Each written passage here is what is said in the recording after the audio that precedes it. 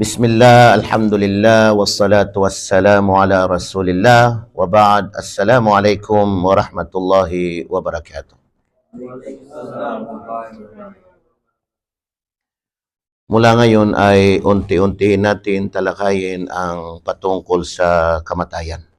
Hanggat sa abot ng ating makakaya, inshallah, ngayong natitirang 10 araw ng huling mga araw ng buwan ng Ramadan.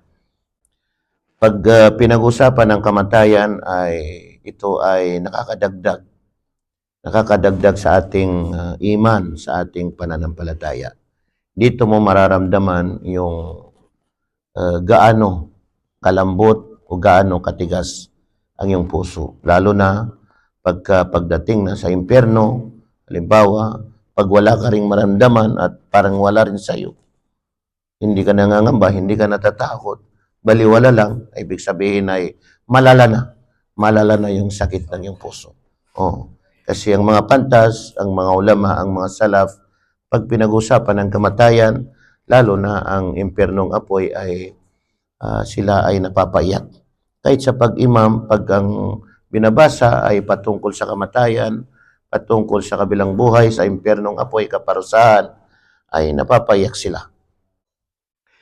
Ngayon ay umpisahan natin sa kamatayan ng isang taong mananampalataya. Ang kamatayan ng isang taong mananampalataya. Ang isang taong mananampalataya kapag malapit na siyang mamatay,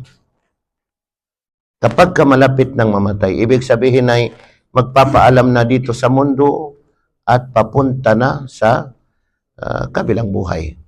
Kasi maghihiwalay na yung kaluluwa at ang katawan. Kapag siya ay malapit ng mamatay ay, alam nyo ba na habang siya ay nandyan, halimbawa sa kanyang higaan, habang papalapit na siya sa kanyang kamatayan ay magsipagbaba ang mga anghel. Ang daming mga anghel. Bababa ang mga anghel para sa kanila. Itong mga anghel na ito ay nabanggit ni Propeta Muhammad sallallahu alaihi wasallam. Sabi ni Propeta Muhammad sallallahu alaihi wasallam, bidul wujuh.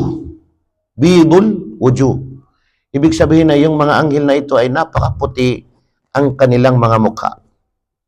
Ka'anna wujuhahumus syams. Na para bagang, sabi ni Propeta, ang kanilang mga mukha ay araw, para bagang araw. Ibig sabihin, maputi ang kanilang mga mukha na maliwanag. Maliwanag na maliwanag ang kanilang mga mukha. Biruin mo, isang taong mananampalataya, habang siya ay malapit ng mamatay, ay makikita niya yung napakaputi ang mga mukha at napakaliwanag. Diba? Masaya. Bidul wujuh, ka'anna wujuhahumus syams. Ma'ahum kafanun min akfanil jannah. Na mayroon silang daladalang kafan mula sa kafan sa paraiso. Anong kafan? Ibig sabihin, di ba pag namatay yung isang tao, ang obligado dito sa atin bilang mga Muslim ay 4, di ba? Isang taong Muslim pag namatay, 4 ang obligado sa atin.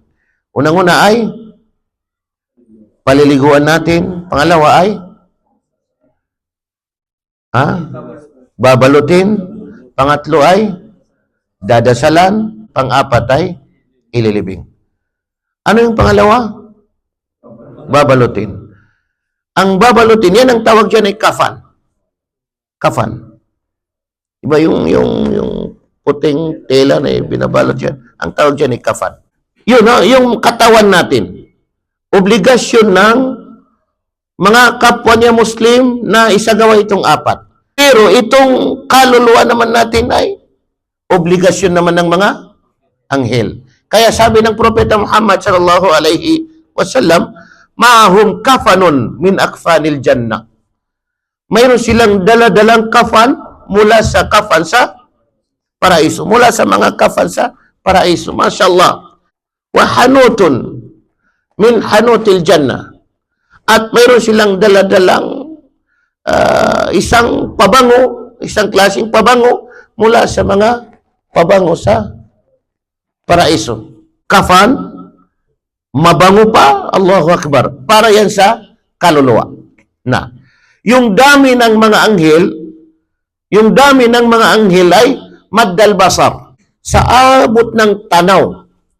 Sa abot ng tanaw ng mga mata, ganong kadami ang mga anghel na meron silang dalang kafan mula sa kafan sa paraiso at isang klasing mabango mula sa mga pabango sa paraiso. Napakabango ito. Tingnan niyo mga kapatid. Ito yung kahalagahan ng pag pinag-usapan ang kamatayan sa ating pananampalatayang Islam, kahit na hindi natin nakikita, pero para bagang damang-dama natin yung pangyayari. Kaya hindi natin ito pwedeng pag-usapan o ikwento na hindi natin mabanggit mula sa banal na Quran o sa hadith ng Propeta Muhammad sallallahu alaihi wasallam, kasi ilmul ghaib. Walang nakakalam ito. Hindi katulad ng mga kwento ng mga propeta, kwento ng mga naunang mga tao. Okay lang kahit na hindi mo banggitin yung mga dalil mula sa Quran o mula sa hadith. Pero itong pagdating sa ilmul ghaib, pagdating sa kamatayan, kailangan lahat ng babanggitin natin dito ay detalyado. Detalyado mula sa banal na Quran, mula sa hadith ni Propeta Muhammad sallallahu alaihi wasallam. Na, maddal basar, sa dami nila, maddal basar, sa abot ng ating tanaw, sa abot tanaw, ang kanilang dami, sobrang dami. Na, anong sinabi ng Allah subhanahu wa ta'ala? Innal ladhina qalu rabbuna Allah thumma istaqamu tatanazzalu alaihimul malaikatu alla takhafu wa la tahzanu wa bashiru bil jannati allati kuntum tu'adun. Surah Fussilat. Katotohanan, sabi ng Allah, innal ladhina qalu rabbuna Allah. Katotohanan na silang mga tao na ang kanilang sinabi ay ang aming Panginoon ay ang Allah.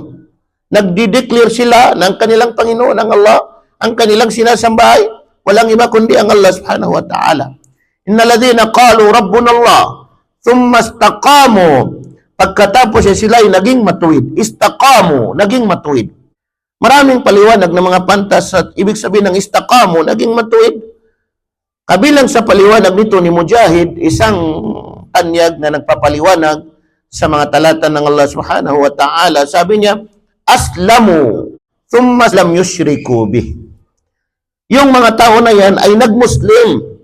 Yumakap sila sa Islam at hindi na sila kailanman nagtatambal sa Allah. Naging matuwid na sila sa pananampalatayang Islam. Tuloy-tuloy na sila sa pananampalatayang Islam. Innal ladhina qalu rabbuna Allah thumma istaqamu. Sasabihin nila ang kanilang Panginoon ay ang Allah, thumma istaqamu. Pagkatapos ay sila ay naging matuwid.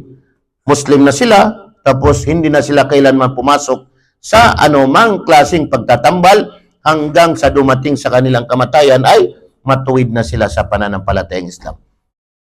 Tatanazzalu alaihimul malaika, sabi ng Allah. Tatanazzalu alaihimul malaika. Magsipagbaba sa kanila ang mga anghel. Abot tanaw ang kanilang dami, sobrang dami. Tatanazzalu alaihimul malaika alla takhafu wa la tahzanu. Anong sasabihin sa kanila? Magsasabi itong mga anghel. Sabi nila, la takhafu wa la tahzanu. Kasi hindi biro. Nakakatakot yung kamatayan. Kasi unang-una, natatakot ka kung saan ka na mapupunta. Saan ka na, nang kahihitnan mo pag after ng iyong kamatayan. At natatakot ka rin, nangangamba ka sa mga naiwan mo na mga minamahal mo sa buhay. Yung asawa mo, yung anak mo, na talagang hindi mo maiwan-iwan, halos hindi madapuan ng langaw, iniingatan mo, pero natatakot ka kasi, paano na? Pag ako ay namatay, paano na yung pamilya ko, paano na yung mga anak ko, malilit pa yung mga anak ko. Kahit nga hindi tayo yung namatay, yung nakita lang natin yung tao na namatay, maisip natin, kawawa naman siya. No? Yung mga anak niya, kawawa naman yung mga, di ba? Yung mga anak niya, naiwan niya, paano na yung mga anak niya. Mas lalo ang nararamdaman itong tao na ito na namamatay. Kaya, babatihin sila ng mga anghel, sasabihin ng mga anghel sa kanila, order ng Allah, innal ladhina qalu rabbuna Allah thumma istaqamu tatanazzalu alaihimul malaika alla takhafu wa la tahzanu. Huwag kayong matakot at huwag kayong malungkot. Anong ibig sabihin ng huwag kayong matakot? Huwag kayong matakot sa iyong paruroonan. Kasi mabuti ang kanilang patutunguhan. Wala tahzanu at huwag kayong malungkot sa iyong naiiwan dito sa mundo. Ang inyong asawa, ang inyong mga anak, mga minamahal niyo sa buhay, huwag kayong malungkot.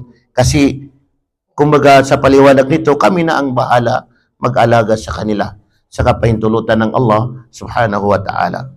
Alla takhafu wa la tahzanu wa abashiru bil jannati allati kuntum tu'adun.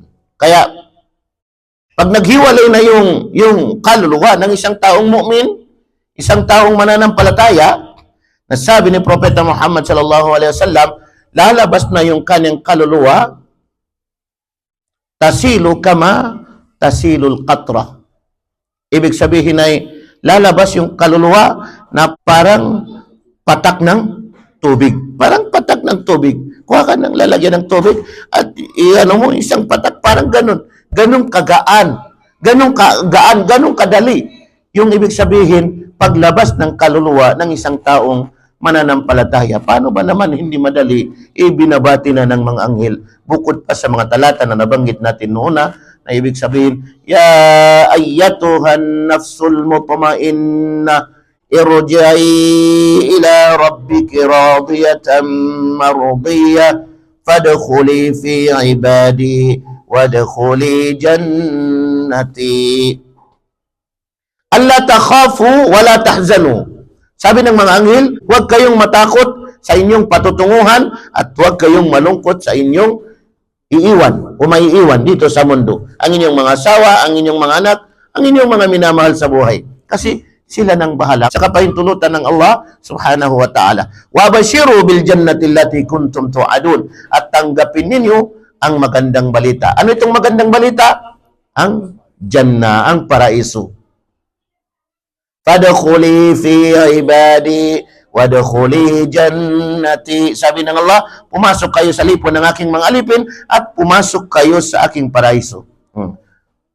Alla takhafu wala tahzanu wa bashiru bil jannati allati kuntum tu'adun. Tanggapin ninyo ang magandang balita, ang paraiso, kuntum tu'adun, na para sa inyo ay inihanda. Ibig sabihin, inihanda ng Allah subhanahu wa ta'ala ang paraiso sa mga taong mga mananampalataya. So alhamdulillah, dito lang natin tatapusin, inshallah, unti-unti natin ipagpapatuloy sa abot ng ating makakaya. Ang pinakapunto natin dito ay tumatak sa ating puso at isipan ang mga pangyayaring ito at makuha natin ang mga detalye ng ibig sabihin pangyayari sa ating kamatayan. Assalamualaikum warahmatullahi wabarakatuh.